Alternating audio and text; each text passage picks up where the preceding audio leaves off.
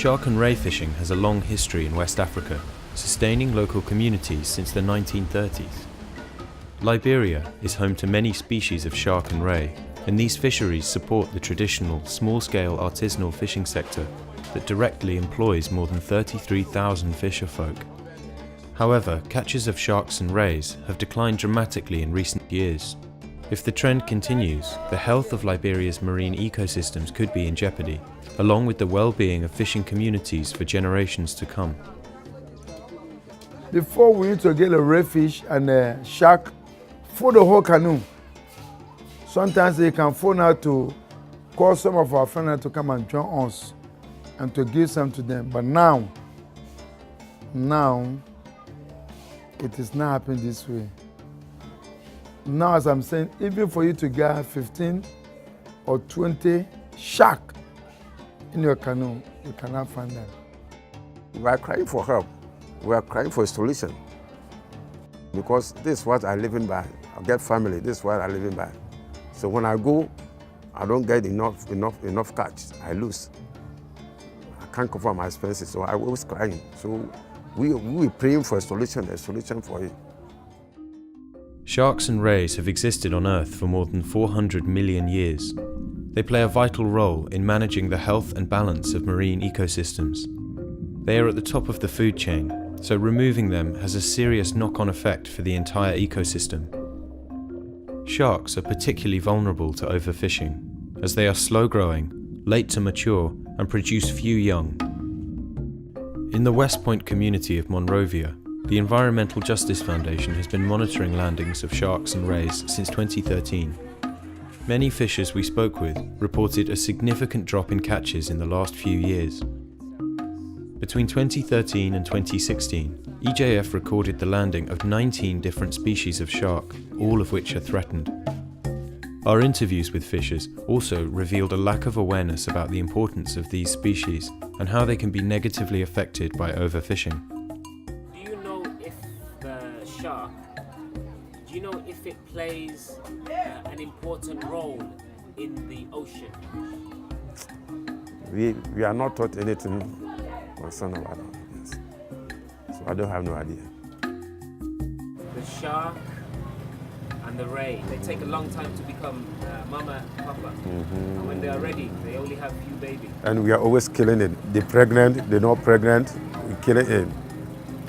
So we can't wait for them to deliver, then we're killing it. So begin it down. But why is it that long time, all this experience, we don't have workshop for it to teach us and get knowledge about it? So what is causing this decline in numbers? Liberian shark and ray fisheries are largely unmonitored and unmanaged, and there is a lack of laws in the country to protect them. Both traditional and small-scale fishing and industrial trawlers are likely to present a significant threat to sharks and rays in the country. This is exacerbated by illegal practices by both fleets. The international fin trade is also contributing strongly to a drop in numbers of sharks and rays globally, and there is clear evidence that shark finning is occurring in Liberia. There is desperate need to collect more data on sharks and ray fisheries in the country, as low catches are having serious impacts on the livelihoods of artisanal fishers in communities such as West Point. I think you only have to look at some of Liberia's neighbours to see the damage that can be done. Uncontrolled fishing reduces the stock that's available to local communities to feed themselves. And it deprives them of economic opportunities to earn income, to support their families, and to seek for better livelihoods and futures. There is an urgent need to develop and implement a national plan of action to conserve and manage Liberia's sharks and rays.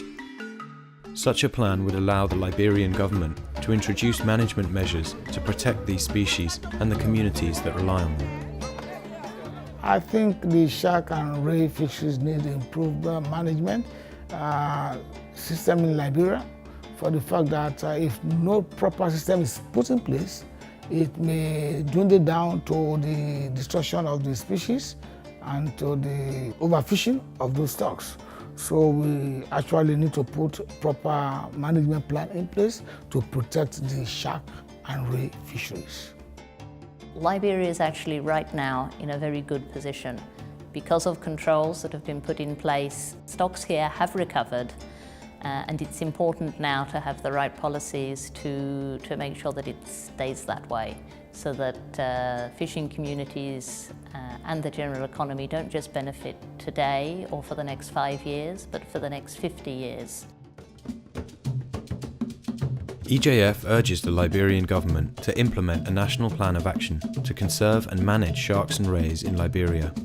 Working alongside local communities will be crucial in this.